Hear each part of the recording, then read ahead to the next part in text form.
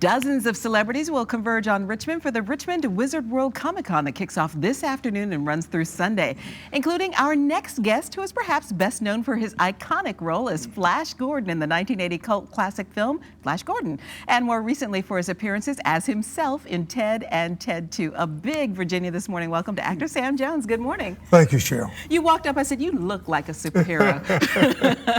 I think being a former Marine has a little bit to do with it. Well, thank you for your service to our country. Well, thank you very We much. appreciate Yeah, it. appreciate Did you ever dream when you did Flash Gordon back in 1980 that it would still be watched and considered a cult classic today? It's amazing with the longevity. You know, it really is. You know, as an actor, when you're hired to do a project, that's a major blessing, and for it to do well at the box office is even bigger. But here we are 37 years later, it's amazing. Now I will say that Ted and Ted 2 did sort of resurrect or gave Flash Gordon a resurgence. And it also opened up that younger age demographic for me. Before it was my age or my children's age. Now some of the fans I'm meeting grandmother, daughter, and granddaughter. It's wonderful. You're multi-generational now. That's right, yeah. What did you think when Seth MacFarlane came to you and said, I want you to play yourself in this movie, Ted? Yeah, he called me a couple of years ago and he said, this is Seth MacFarlane. I said, who are you? I was teasing. And he said, listen, when I was 8 years old, I saw Flash Gordon. It changed my life so much that when I walked out of the movie theater, I knew I was going to be a creative type of guy.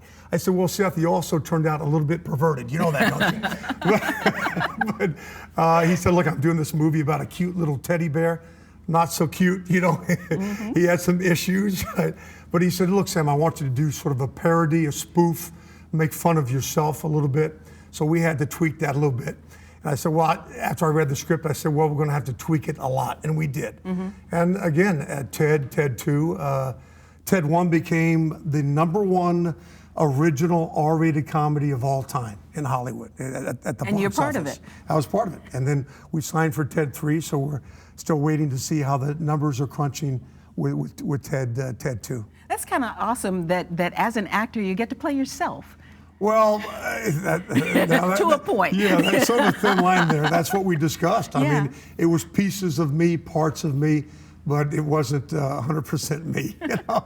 I'm a father of 5 and a grandfather of 3, so I have to be very careful what I do. You know? Yeah, because they're going to be watching someday. That's right, yeah. It's kind of neat with all the nostalgia television stations on now that we can actually see some of the other things that you've done over the years, because you've done a lot of guest spots and a lot of classic TV. Yeah, if you're up late at night watching black and white movies, yeah, I'm there.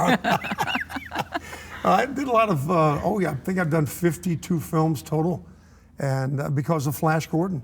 You know, we filmed it in '79, came out '80, and from then I went on to do 52 films, and yeah, a lot of action stuff. I played the soldier, and in my older years, now I'm getting to play the nemesis or the villain, and I'm enjoying that too. Yeah, it looks like you have a good time with life. Yeah. Was actor the goal for you? Is that what you wanted No, to do? I played Marine Corps football, and afterwards I said, well, I'm going to go to Seattle, and I'm going to play for the Seattle Seahawks. And somebody said, well, maybe you better make a few phone calls first. So for that year I arrived, I played for their training team, their semi-pro team called the Burien Flyers. And then I read an article about Clint Eastwood.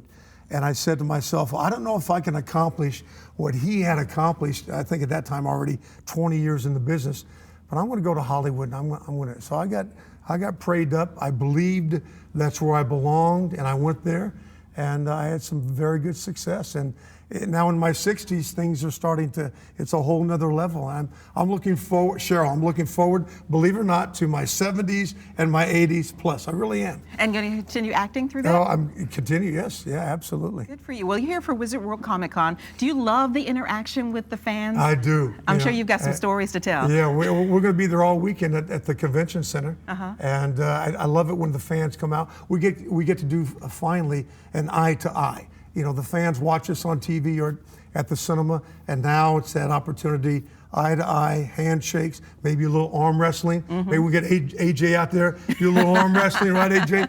and some pictures. So I'm really looking forward to it. Well, welcome to Richmond. We appreciate you coming to see us this morning. Well, thank you for having me. You're very welcome. Sam Jones. And the Wizard World Richmond Comic-Con opens at 3 o'clock this afternoon. It will continue through Sunday at the Greater Richmond Convention Center downtown. If you'd like to get a complete list of what's happening at the event this weekend, we'll post a link on our show website. Just go to WTVR.com/VTN.